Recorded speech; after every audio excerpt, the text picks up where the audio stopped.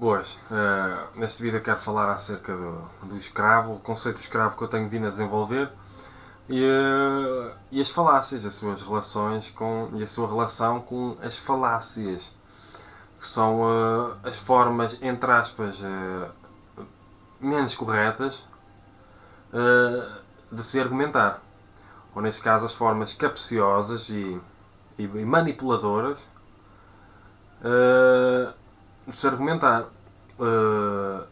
Isto acontece muito na relação das pessoas com a política, ou na correlação das pessoas com o mundo político, com os políticos. Há bocado falei que existe muitas falácias na vida política.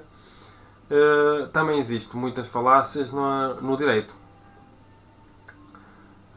E nós devemos ter, ou na forma, ou nos tribunais. Existe muito comportamento e muita organização mental e linguística falaciosa. E nós devemos ter consciência disso. Para não nos deixarmos manipular, temos de fazer uso da nossa inteligência e da intuição para não nos deixarmos manipular pelas pessoas que estão à nossa volta, pelas ideologias que estão à nossa volta, pelos sistemas filosóficos que estão à nossa volta, pelos políticos que estão à nossa volta, pelos decisores que estão à nossa volta. Um ser livre e consciente, ele deve ter consciência filosófica de teorias de argumentação, de lógica, retórica, etc. Tanto para organizar melhor o seu pensamento, como para poder identificar melhor as hipotéticas falácias que outras pessoas possam estar a usar para nos manipular. Até as próprias publicidades, existe muita falácia nas publicidades que enganam as pessoas. Todos os dias os escravos, neste conceito filosófico que eu desenvolvo, se deixam manipular de mil e umas maneiras. Nos tribunais, nos parlamentos, na política, no sentido geral, onde se está a querer angariar votos, nas relações interpessoais, assim no sentido mais geral, na família. E nós devemos, nas escolas até, e nós devemos procurar, por nós mesmos, temos essa responsabilidade, aprender teorias de argumentação. Tal como eu já falei num vídeo acerca da falácia do espantalho, em que, por exemplo, num debate político, um político pega no argumento do outro, deturpa-o, distorce-o, consciente ou inconscientemente, mas muitas vezes é conscientemente, para o tornar mais facilmente refutável, principalmente diante de pessoas que poderão não ter muito conhecimento do argumento original. Isto está sempre a acontecer.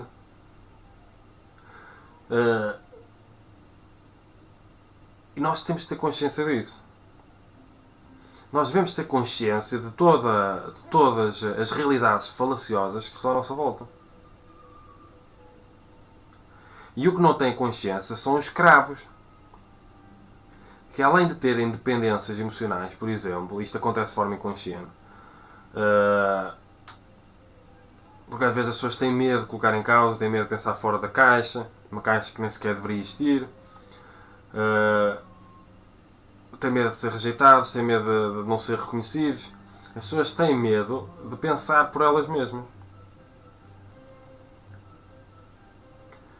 E acabam por a fugir da própria liberdade, acabam por aniquilar a própria liberdade. Quando as pessoas incorporam valores socioculturais, se uma pessoa for a ver, e até a falácia do apelo à tradição, como se a tradição por si só se justificasse e sustentasse. É algo é tradição, então é correto. Como é tradição, é correto. Isso é falacioso. Falácia do apelo à tradição. Como se a tradição por si só justificasse determinado comportamento. E nós devemos ter a consciência das falácias que estão à nossa volta. Até por questões éticas. E de respeito para com o próximo.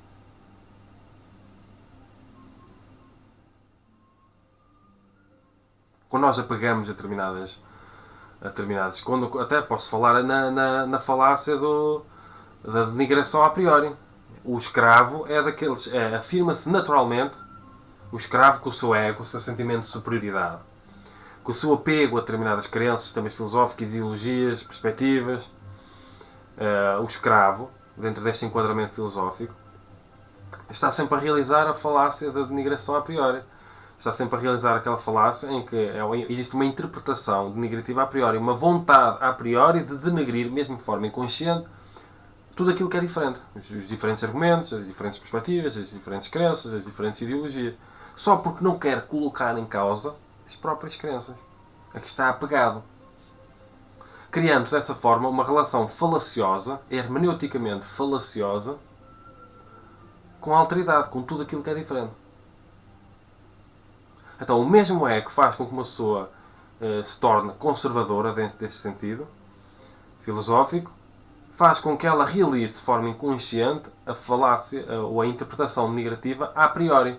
Faz com que ela a priori queira denegrir tudo o que está à sua volta. Porque não consegue ser relativista, não consegue colocar em pé de igualdade. Então, se algo já é inferior, se a pessoa já tem uma perspectiva superior, a pessoa nem sequer está preocupada com a verdade. A pessoa quer, e como está apegada a determinadas crenças, a pessoa quer continuar apegada a determinadas crenças e para não perder esse poder em que está apegada a determinadas crenças, ela irá denegrir todas as outras perspectivas que coloquem em causa as próprias crenças, direto ou indiretamente, consciente ou inconscientemente, neste caso o processo. Então uma pessoa que se apegou a determinadas crenças tornou-se escrava dessas próprias crenças e acaba por criar uma forma falaciosa de se relacionar com todas as crenças diferentes. Porque não quer abrir mão da própria crença. Porque não quer desapegar da própria crença. E se essa crença for baseada em ilusões, em enganos, em erros, em falácias, a pessoa apenas se entrega a um abismo e a um espetáculo decadente e deprimente. E não consegue sair disso.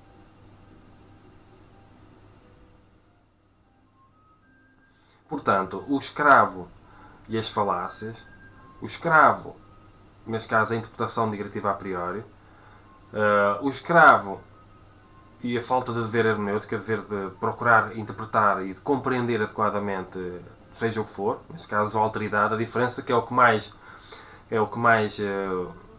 a maior dificuldade de uma pessoa que vive com um ego de forma inconsciente é lidar com a diferença, lidar com aquilo que é diferente de si. Porque a vontade mais imediata de uma pessoa que tem um ego muito vincado de forma inconsciente é rejeitar a diferença. Porque essa diferença implica muitas vezes o desconhecido. E essa diferença pode colocar em causa a própria interioridade, a própria integridade. Portanto, o escravo, além de ser aquele que tem dependências emocionais, que depende que os outros digam o que é, o que não é, e que se apega a determinadas crenças, é também o falacioso.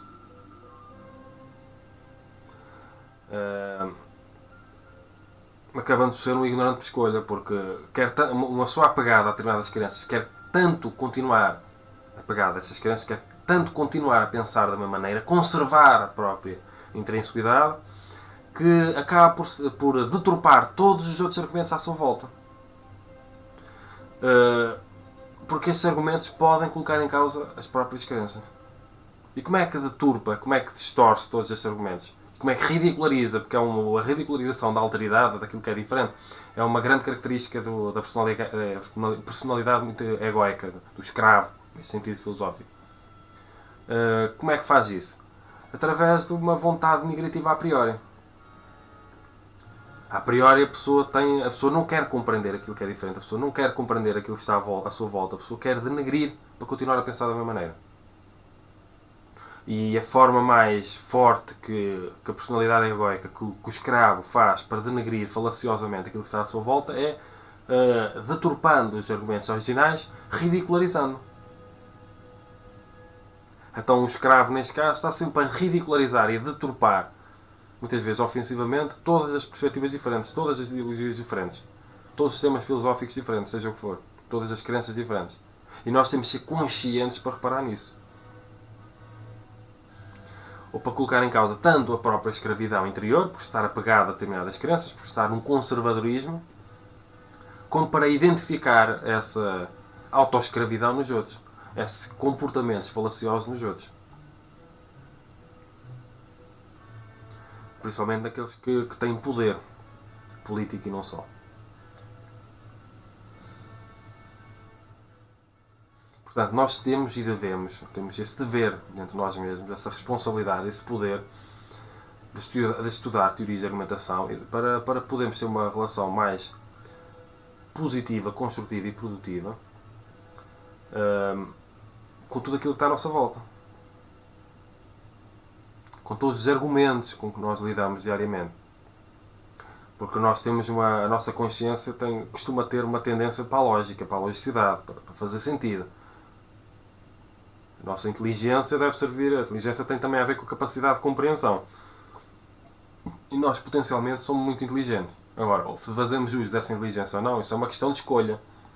Podemos escolher não utilizar a inteligência, podemos escolher simplesmente imitar tudo aquilo que está à nossa volta. É falacioso, mas não tem mal, imita-se. Porque não se coloca em causa. Porque é desconfortável colocar em causa. Porque é desconfortável pensar profundamente acerca de determinadas coisas. Mas acima de tudo porque é desconfortável uma pessoa colocar em causa as próprias crenças, as próprias ideologias que servem, as próprias perspectivas, as ideias que tem relativamente à verdade, ou aquilo que é verdade ou não é verdade.